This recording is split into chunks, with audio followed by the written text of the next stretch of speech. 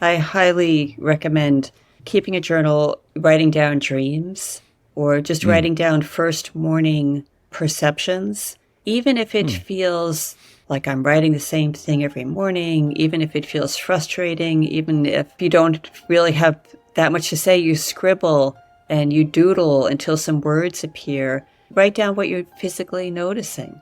That's a beautiful way to enter into transformation, actually. It's deceptively simple. Just noticing, if nothing else, you get up in the morning, you write down what you smell, what you taste in the air, what you hear beneath the first layer of hearing. This is A Joyful Rebellion, the podcast that explores that moment you realize the life and success you worked so hard to create didn't come with all the fulfillment you thought it would. I'm your host, James Walters, and I want you to be the author of your own story. Each week, I connect with people who inspire bold answers to the question, what do I do now to create a life I love? If you're ready to start answering that question for yourself, you're in the right place. So let's start a joyful rebellion. Have you ever wondered how something as simple as meditation or a vivid dream could spark creativity or even help you unlock the stories you've been carrying inside? What if the answers to your biggest questions were already there, just waiting for you to notice them? My guest today, Tess Callahan, is someone who truly embodies the magic of creativity. She's a novelist, teacher, meditation guide, and her upcoming book, Dawnland, is a beautifully layered story about family, secrets, and the transformative power of connection. If her name sounds familiar, you might have seen her TEDx talk on creative constraints, where she shares how limits can actually fuel innovation. Today, Tess and I are diving into some fascinating topics about how she uses dreams and meditation in her writing process, what it's like to juggle life's demands with playfulness, and how her years of teaching have shaped her storytelling. And of course, we'll talk about Dawnland and the journey behind its creation. This is one of those conversations that will leave you inspired, whether you're a writer, a dreamer, or just someone curious about tapping into your own creative potential. So stick around because you're in for a treat.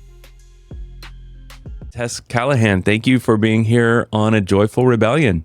Thank you for having me, James. Happy to be here. I'm glad that you're here because I want to talk about your new book. You've got a book that is coming out called Dawnland. It looks like it's going to be a really great read because it has a lot of moving parts with the characters, with all the situations that are going on with the characters. About how long have you been working on this project? I would say that's a very good description of it, with a lot of moving parts. And I have been working on it for about 5 years since it first downloaded into my mind. Yeah.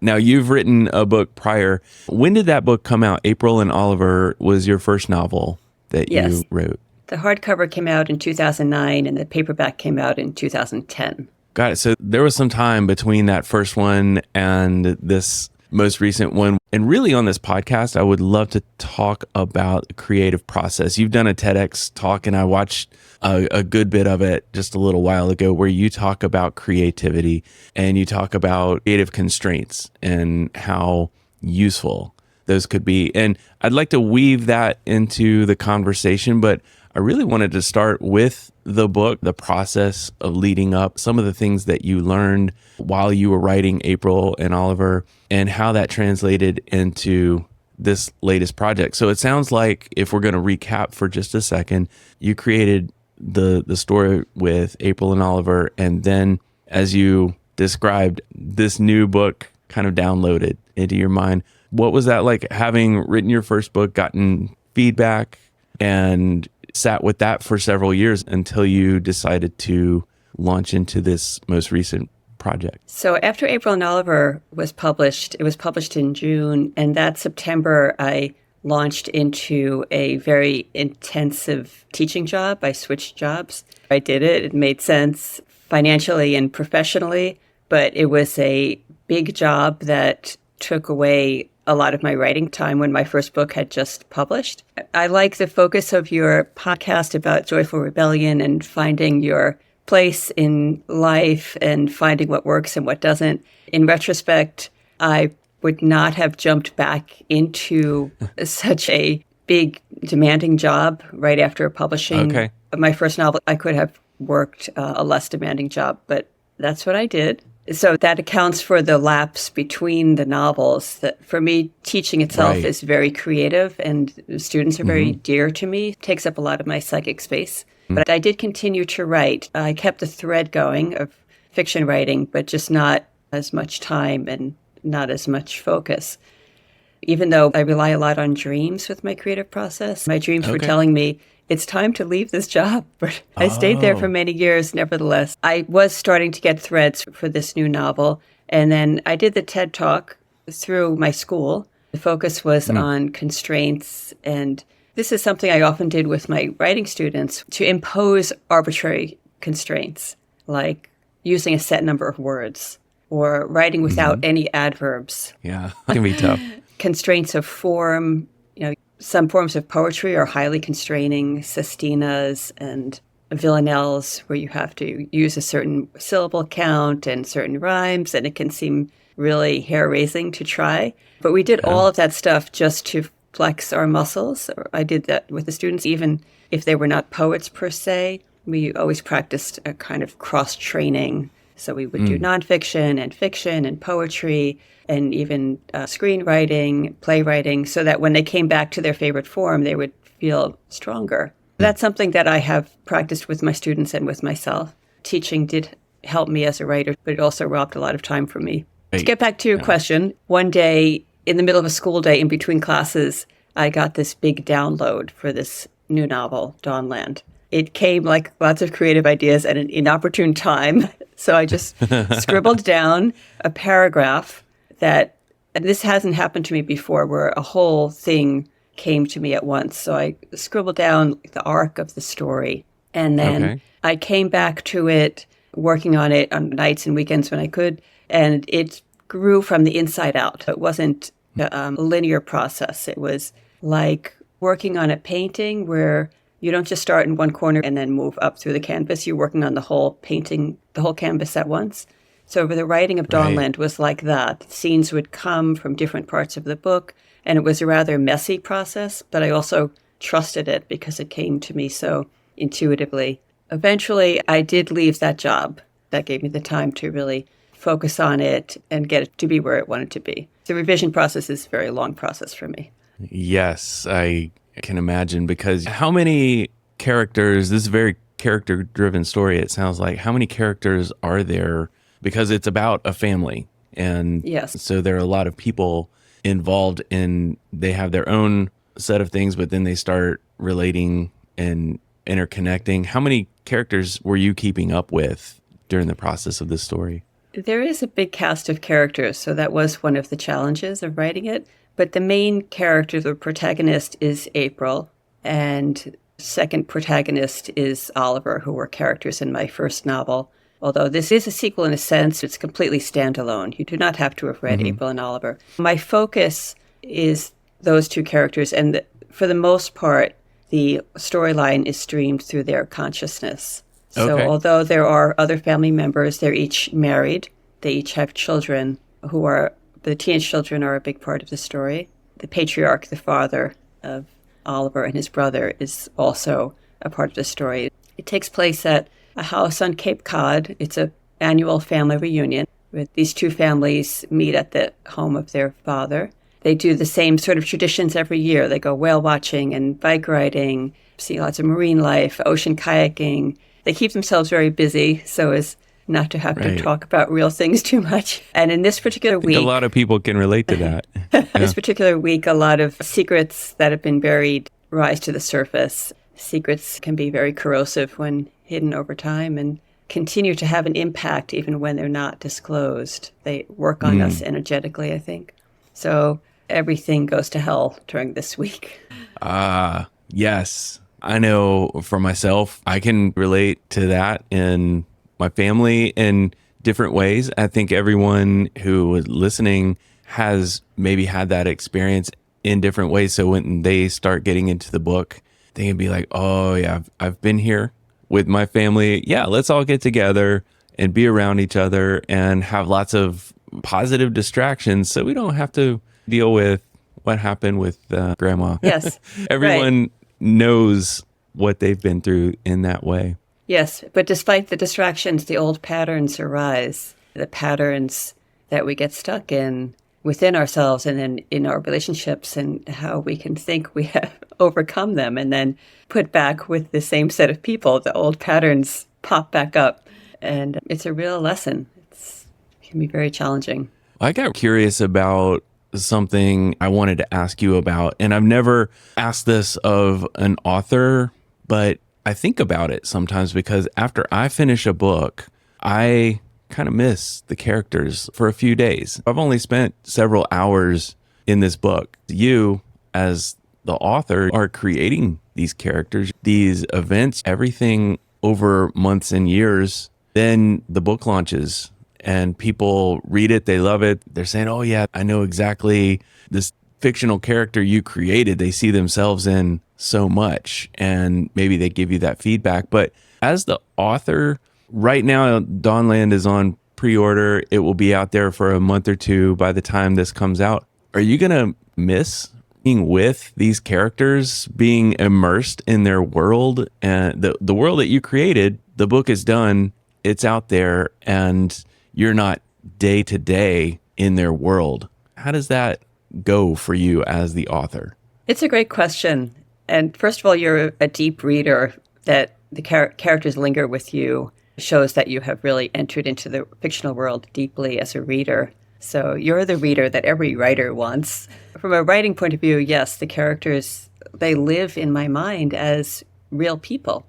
So I think most fiction writers have this experience that the more you write, the more the characters start to take over the narrative. They are dictating the story to you. I dream about them. I walk the dog. I'm thinking about them. That certainly persists after the book has been published. April and Oliver stuck around in my mind after the publication of that book. They poked me a little bit, and I said, I'm done with you guys. Right. I did move on and write another draft of something that's in a drawer now. But readers did ask for a sequel to that book, and I thought, no, I'm just not feeling it, until that download came, and then they came right back into my mind and said, Wow. We have more to say. And what you thought was the end of the story was the beginning. So listen up, writer. So yes, Yeah. it's How a about great that? question. So many hours have been put into all of these people, all of their tics, just strange little things that they do and what they would be thinking. I can imagine it would be hard to walk away and just shut it off once the book is done. Then, like you said, there are the hours and days and months of revising the story you created, and going through that process, you're just immersed in it even further. And I'd love to, you talked about dreams and how dreams work into your creative process. Can you talk a little bit about that? I know that you discuss a lot with meditation and your creative process. Dreams and meditation, very different things, but all of these things start in your mind. Dreams happen in your mind without your consent most of the time, whereas meditation is the exact opposite. You have to be fully consenting into meditating. So talk a little bit about both of those things and how they work into your creative process. It's a really beautiful question. And I think there is a relationship between meditation and dreaming, although it's not a linear relationship. Carl Jung actually has this style of meditation he called active imagination. It's what he would meditatively enter his subconscious into a kind of twilight state, a dream-like state, a waking dream. Okay. And he would do this regularly. And that was the process from which the Red Book came. The Red Book is this massive book of his writing. It's an illustrated book of his meditations. He wrote it in calligraphy and he illustrated it beautifully. It was his private journal. Posthumously, Okay. It was published. It's a gorgeous and highly evocative book of his inner world. And his idea, and this is proven true for me, if you do this sort of practice on a regular basis where you meditatively enter your subconscious into a dream state, twilight state, over time, let's say you do it for 20 or 30 days consecutively, you start to get some stability with the characters and the setting that you don't necessarily get in a dream. because a dream is just handing you up whatever the subconscious offers. But here you have an interplay between the conscious and subconscious mind, so you can start to get some stability. For Carl Jung, this one particular figure emerged he called Philemon, which was a inner wisdom figure. It was an aspect of him, a wiser aspect of him with which he could converse and argue. Quite fascinating. There is a closer relationship between dreams and meditation. Generally, the way they function for me is not quite so literally connected like that. But I have had dreams that are very informative of my decisions. During that time when I was teaching and really exhausted and feeling creatively stifled because I was not giving that part of myself enough juice, I had this dream where I was in my office at school, and I was so tired. Within the dream, I could hardly lift my head off my desk. And then my friend said, let's go have tea in my classroom. In her classroom appeared these 3 larger-than-life animals, like mythic animals, a cougar and a lion. They were so big they almost filled the room. This was like the energy I had been suppressing. She had them on these tiny little leashes, and she said, oh, Tess, they need a walk. Take them out to the courtyard. So I take these 3 magical beasts who clearly are not held by this tiny little leash. I take them out to the courtyard, and there in the courtyard, the skies open and this beam of light comes down. It's like this beatific vision, actually. And then the bell rings, the school bell rings, and it's time to go back to class. I have this moment of decision. I can stay here with this invitation, or I can do the responsible obligation thing and run back to class. So what do? I drop the leashes and I run back to the class. Oh, right. And it took me another 2 years to leave that job. But my dreams do really communicate to me. And nowadays, I am taking them much more seriously. I don't think I would have waited as long. Nowadays, I wouldn't wait as long on a dream like that. Right. So a dream I had very recently that relates to creative process was I've been a little overwhelmed lately because of book promotion for Dawnland. Right. And also I'm writing a new one and a bunch of other family stuff, and, home renovation and the life stuff. All the fun life stuff. Yeah. Yeah. So my little brain has been a little overwhelmed. I had this dream, a very irritating dream, which I have discovered are the juicy ones. And in the dream, there's a clown running around the house outside. And I'm so angry because I don't know why it's there. And I yell out the window, what are you doing? Who are you? And it runs off. And I was really just pissed off at this clown. So I decided to do this active imagination method with the clown to see what's the clown about. Because then the idea being that dreams always have something to offer you of which you are not already conscious aware, and it's a helpful message. So in the active imagination, I asked the clown, to show up and explain himself, which he is too mercurial. He does not want to be seen. But he leaves his clown shoes on my doorstep. And they're not exactly clown shoes. They're more like a magician's shoes. They're these black felt shoes. So in this active imagination, I step into the shoes. And then immediately I realize the message of the clown, that the clown has come to teach me to juggle all of these things that I'm trying to balance and feeling very frustrated trying to balance. The promotion, the writing, house renovations, blah, blah, blah. And the message of the clown was, yes, these things require focus and balance, which you need to juggle, right? But more importantly, the most important thing is a sense of play, a sense of a lightness of spirit, and doing serious work lightly. And that was what I was missing. I was sort of clenching around everything, trying, striving. And the message was, no, light. Be light and playful. And that was I love that so much. That great message for me. I love that because that is really where so much of the magic happens, and something you love and something you want to see do well, like your book launch, like your renovation, like all the things that are important in your life. And sometimes I know I'm guilty of this. I want to just make it happen so much that I put all this effort in and I forget to have a good time doing it. Sometimes we forget to enjoy it along the way. And the times when I've been able to do something creative and enjoy it, those are like those magical moments. And it's like you just said, if someone listening right now has had that experience where they're like, okay, I want this thing to happen, I want this result to happen, but you're not allowing yourself to do it with that lightness and that joy, is really what it comes down to. You can get the result and still not enjoy it.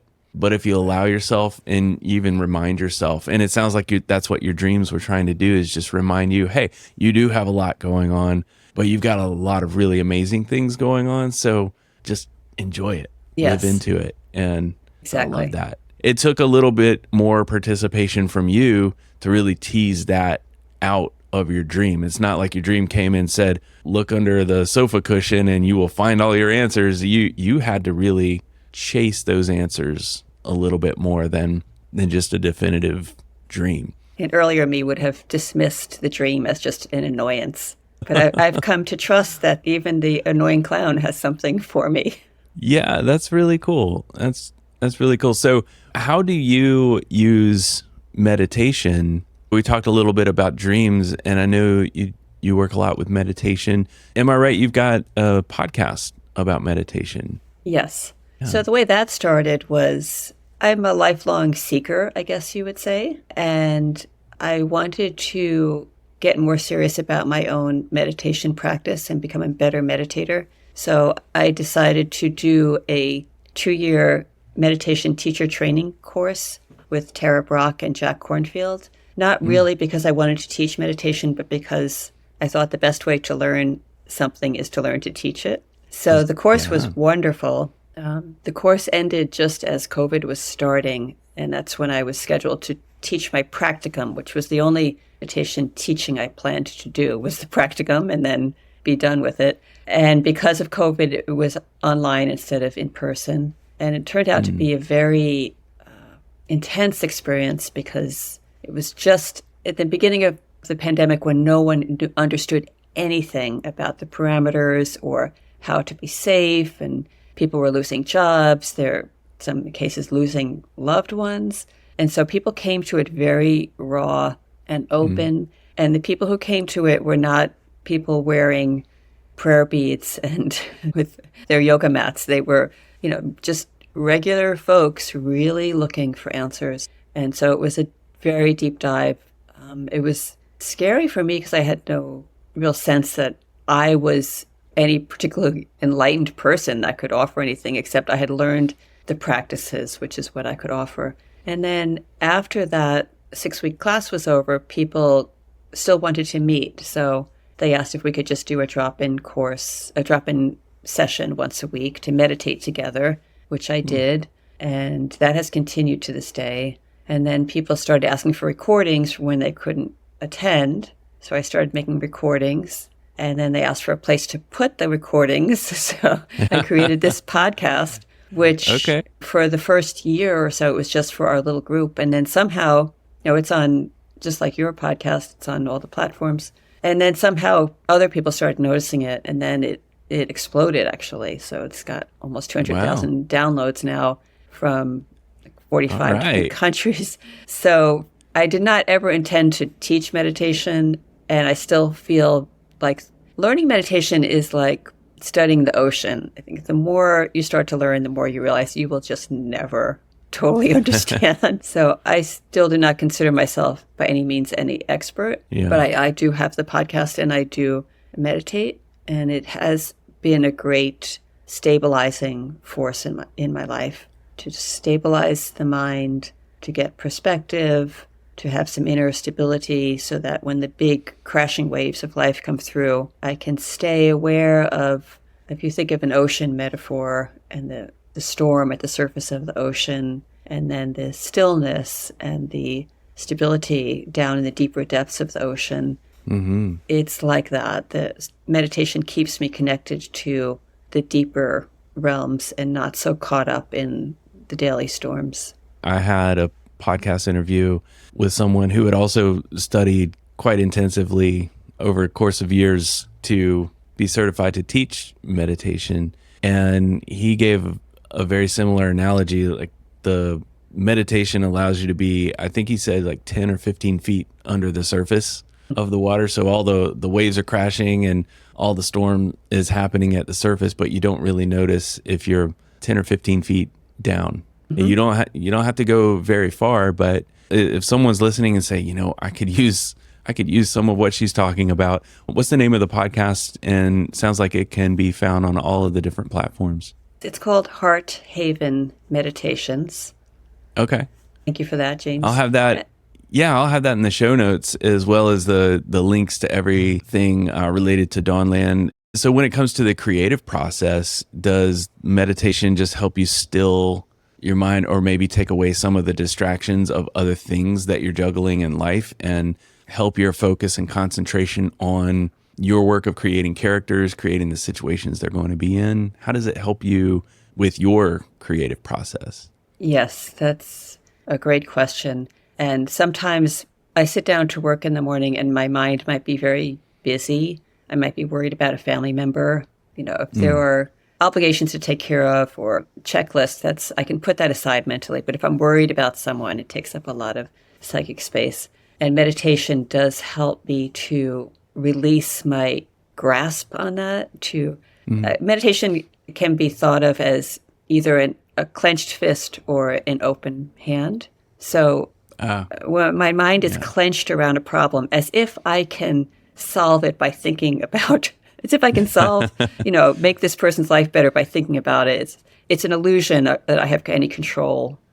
So if I can open my mind the way you would open your hand, or it's the same analogy for the heart, like the heart is either clenched and contracted or open, then I can release it. I can trust, in this example, that person to their sovereign journey. And actually, I become more able to respond wisely to situations when I'm less clenched and contracted around them.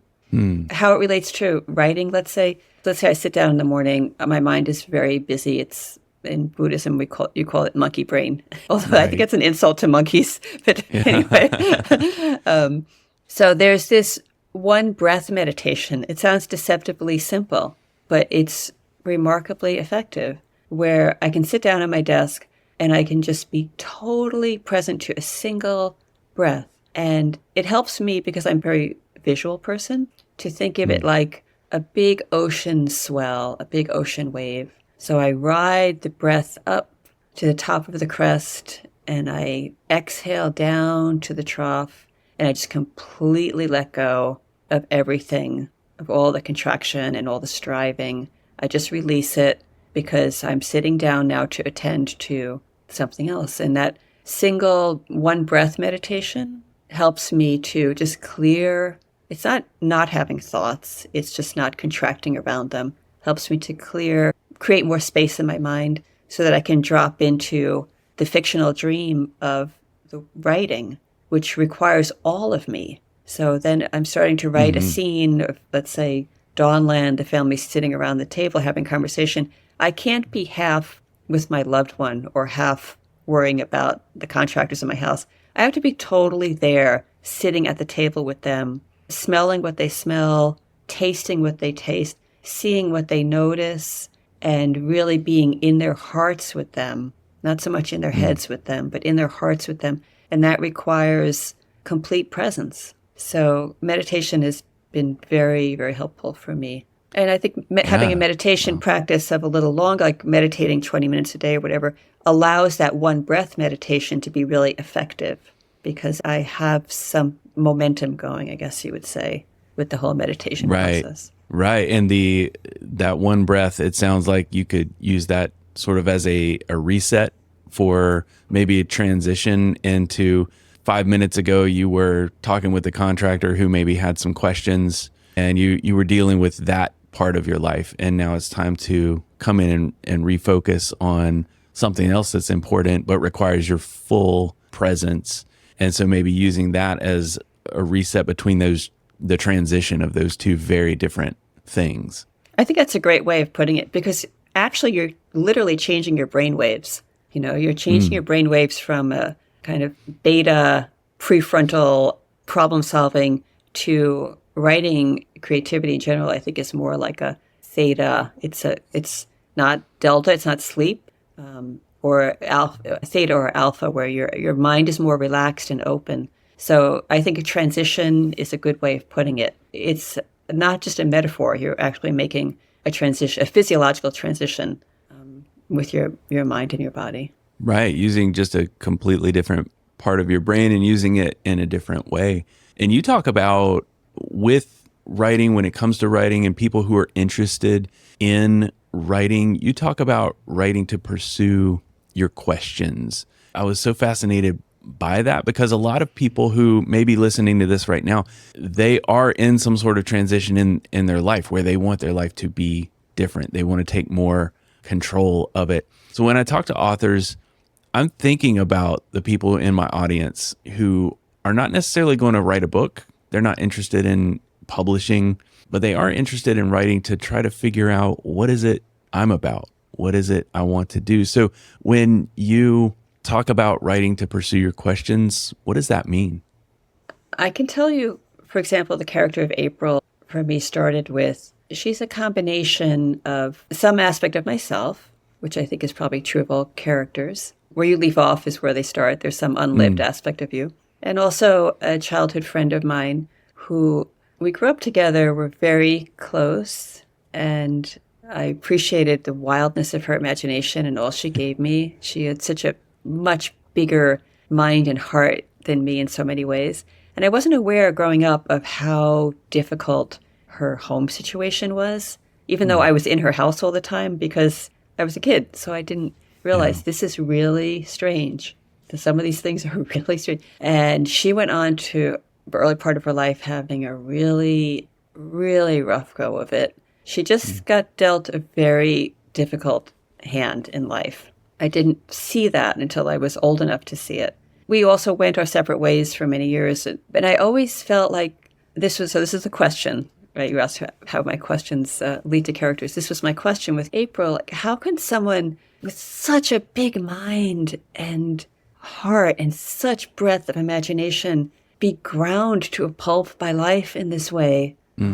And she did, my friend did find her way out of that. But after a lot of years of suffering, and I just wanted to understand, not that I found the answer through writing, but that was my pursuit. Like, how does this happen? How do we find our way to redemption? I think all of my writing is, in a way, about redemption. Maybe it's my own redemption. So it's my questions about the big questions of life, really, that are personified in my characters. That's my pursuit in writing. And how people come to healing, and that kind of difficult, messy, radical honesty with oneself and others that's required for healing. It's not a party, but there is, it's worth it because on the other side of that is freedom. What you just described sounds like a process that could be used to be not just creative, but therapeutic for someone who maybe, like I described a minute ago, they are listening and they know they have some, like everyone does, struggles, difficulties. It may not necessarily be with them. It may be something outside of them. And if they're listening right now and thinking, you know what, it might help me to just write some of these things down just to process it. Yes. And through processing, you can move a little further. And some people have that with the intention of publishing. But I think the big message is you don't have to have the intent of publishing. Just like the journal that you said, Carl Jung, he made it beautiful. He made it for himself. He didn't have an intent to publish it, but that was his way of processing the things that he was working on for himself. Yes. And so it sounds like you're saying it can be really powerful to get the written word, just to start those exercises on the page. If you get it on the page, you get it out of you in a lot of ways, I've heard people say. So it sounds like exploring those questions through writing can be a really powerful form of therapy that you can do for yourself. I highly recommend keeping a journal, writing down dreams, or just writing down first morning perceptions, even if it feels like I'm writing the same thing every morning, even if it feels frustrating, even if if you don't really have that much to say, you scribble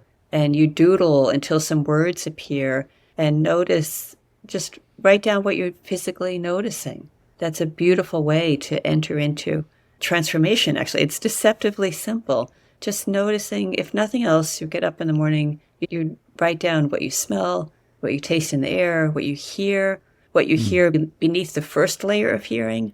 Maybe I hear the birds, but if I listen more closely, what am I filtering out?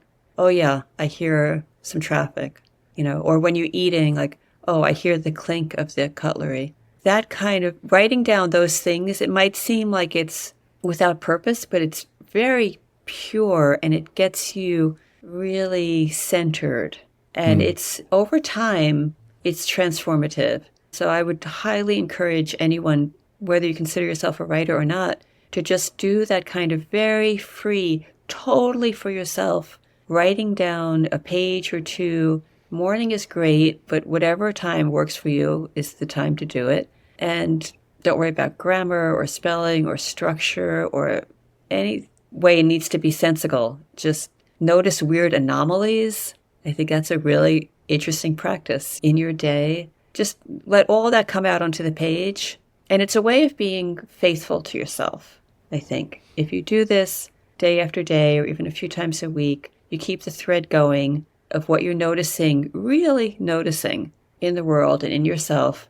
It's a way of gaining loyalty with yourself and paying attention to yourself. Over time, you become more sovereign, I think, more owning of your experience, and it leads you somewhere. It does not appear to be leading you anywhere because it's very messy, but it absolutely leads you somewhere. It's like walking through a forest. You don't know when the forest is going to end or what the parameters of this forest are, but you know what? You're noticing every tree, and you're noticing how each tree is different from the last, and you're listening to the tree, and you're feeling the bark, and you proceed through the forest that way. Something magnificent is going to open that you never imagined. Yeah, that's a really beautiful way to put it. And I am a huge proponent of journaling.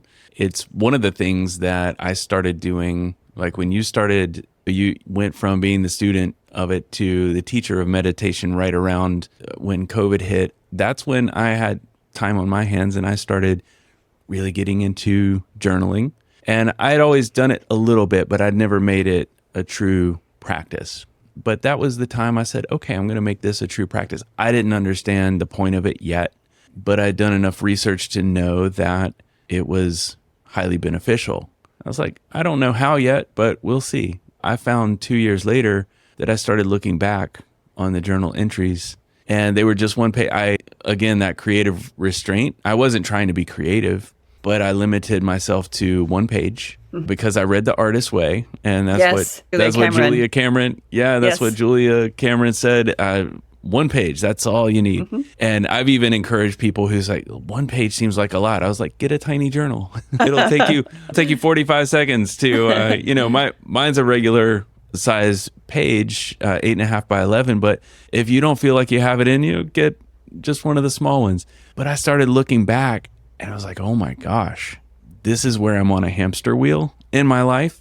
This is where I'm really having a lot of fun. So I need to either recalibrate, or I need to, totally let some things go, or I need to put my total energy into this other thing to create momentum in my life. So, they always say, it's easy to see things in the rearview mirror, or hindsight's 20/20, all of those cliches you hear, but it's so true when you can look back on a page in your life and say, this is what was going on. And then you fast forward a few months and you look at the page and there are similar things. If they're similar, good. All right, thumbs up. If they're similar things you don't want, something to pay attention to. And I love the exercise that you suggested of really getting into the senses. What does the bark on the tree feel like? What are you smelling when you're in that place? Because that takes you, that's far beyond what was happening in your day yesterday. It takes you 9 levels deeper and can create so much growth. So thank you for that. I would love to switch gears for a second, because we've been talking a lot about creativity and writing and where you get inspiration from, but you now are in a perfect position to talk about that transition from being the author being the creative, and now you are promoting your book. You are getting out there, you are talking to people about it, but that's a completely different set of skills, set of priorities. Walk everyone listening here through that transition from you've created these characters, you have created a world for them, and then once you completed that, then all the revisions, all the editing. So that's very much just making sure everything makes sense and making sure that the reader's not going to be pulled out of the story for grammar issues, spelling issues, all the stuff we learned in grade school that can pull a reader out of a story. But now all that's done. So walk us through what you're doing day to day to get the book out to your audience. Yeah, this is a very Because that's the poignant hard question. work. I feel like that's the hard work, is getting, especially for people who love to be in their creative world and be kind of in the cave, so to speak, and then to have to go out into the world and say, hey, look at this thing I made. I want you to love it too. What's that like day to day? Well, honestly, it's a little torturous, but I think that's why the clown came to me. Teach me not to take it so seriously. But you're absolutely right that for me, the writing process and even the editing process is really joy. It's creative joy. I love it. I am not one of those people who has a hard time coming to the desk every day. I just love being with the characters in the world. This part of it is definitely stretching me. It's uncomfortable, and it's good for me to have to do what's not comfortable for me. So to answer your question, what am I doing? I am still writing every day on my new book, because if I didn't keep that thread going, I would really be a very irritable person to be around. So that does give me some stability. And then, but I am definitely spending more time on each day in ways I normally wouldn't, like posting on social media, reaching out to potential reviewers, reaching out to you, James, to have an interview. So these are things that it's not my skill set. It's uncomfortable for me to ask and to do, but I'm doing it because I love the characters, and the characters want to live, and the characters do not live in print on a paper. They can only live when received into the hearts and minds, the consciousness of the reader. They live in the imagination, the psychic space of the reader, combined with the reader's memories and own associations, and that's where the alchemy happens, and the characters live. They do not live on the paper. And so for them to get from the paper into the imaginations of readers, it requires me to get the word out. So yeah, it's stretching me, but what I think I am learning to do, and this conversation is a great example of it, James, because interviewing is actually, I get stressed about it because I require time to think about answers and what do I really have to say? The book is the book, But look, here we are. I'm having a delightful conversation with you. It's totally delightful. I've learned so much. I've learned so much today. So if I can just get beyond my ideas about what I think an interview is or should be, and just, as we were saying earlier, enjoy it. Just, this is my life. We all have a limited number of days and hours here. And here I am in this particular hour. I'm enjoying it. And so I can just let go of my ideas about, oh man, why do I have to spend this time posting on social media, and just even make that joyful. So I've been posting more about my dog, because I don't want to just post about my book, because people don't want to just hear constant promotion. But everyone loves to look at a dog. People love dogs. And he loves to pose. So it's a perfect thing. I enjoy it. So I'm trying to find ways of putting it out there that I can enjoy and people can enjoy. Yeah. To have all of that hard work that you've done just creating the book, and then having to go be the cheerleader for it, a whole set of skills, and you are putting yourself out there, and you are doing things that you haven't had to do, like the interviews, like the posting on social. It's hard to post when you're in the middle of writing. It's hard to post on social. What are you going to, okay, wrote another 1,500 words today. And everybody thumbs up on that. And yeah, it's kind of tough. But when you actually get out there and you can start talking about the characters and the the process that you've been through for the last 5 years. I would think it is kind of fun once you get over that, okay, I've got to line up these interviews or people to talk to or book signing or things with, coordinating with bookshops, that kind of stuff. What is the most fun part for you once you start to really get into the promotional aspect of a book? What's the most fun part? Is that in-person events at bookstores, or is that interviews like this? What do you find to fill you up the most? I think with the in-person events at bookstores, it's a very similar experience where I have anxiety about it initially.